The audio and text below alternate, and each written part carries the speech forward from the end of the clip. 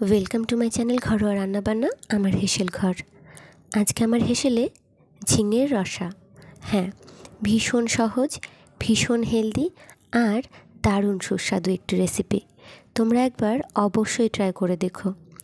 যখন খুব বেশি মশলা স্পাইসি আর খেতে ইচ্ছে করবে না, তখন বানিয়ে নিতে পারো খুব সহজে চটজলদি এই রেসিপিটি।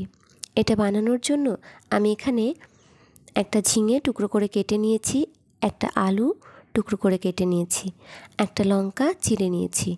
এবারে আমি সমস্ত কিছু একসঙ্গে জলের মধ্যে সামান্য লবণ দিয়ে সিদ্ধ হতে বসিয়ে দেব।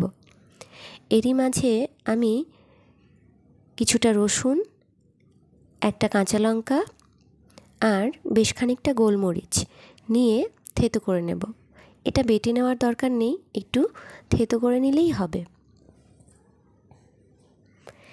এরই মধ্যে সবজিগুলো একদম রেডি, সিদ্ধ হয়ে গিয়েছে। তার মধ্যে আমি থেতো করে নেওয়া মশলাটা দিয়ে দেব।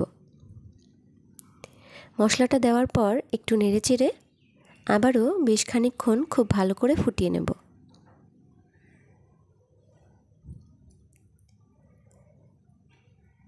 ঢাকা দিয়ে খুব ভালো করে ফুটিয়ে নিয়ে এবারে আমি নামিয়ে নেব। এবারে কড়াই ভালো করে পরিষ্কার করে দিয়ে দেব খুব সামান্য পরিমাণে একটু সর্ষের তেল, আর ওই তেলে দিয়ে দেব সামান্য কালো জিরা ফোড়ন। ফোড়ন দিয়ে খুব ভালো করে ফোড়নটা ভেজে নেব। ফোড়নে সুগন্ধ বেরোলে দিয়ে দেব সিদ্ধ করে রাখা সবজি।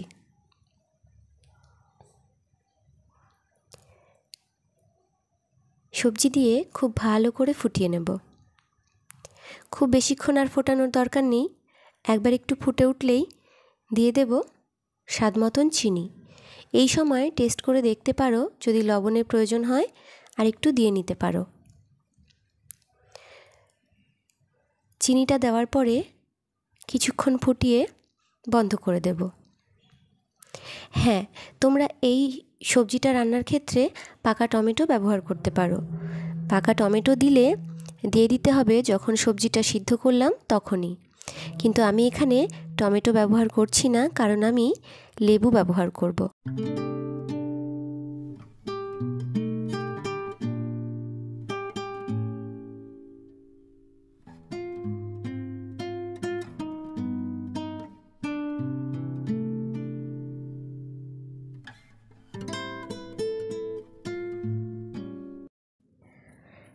আমাদের ঝিঙের রসা অলমোস্ট রেডি।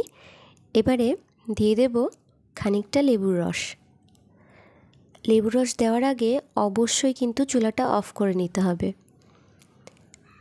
এবারে নামিয়ে নেব।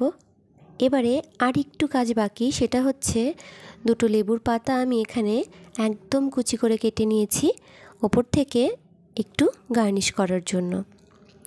ব্যাস, একদম তৈরি। গরম গরম রুটি বা ভাতের সাথে দুর্দান্ত খেতে লাগে। একবার অবশ্যই ট্রাই করে দেখো। ধন্যবাদ সকলকে।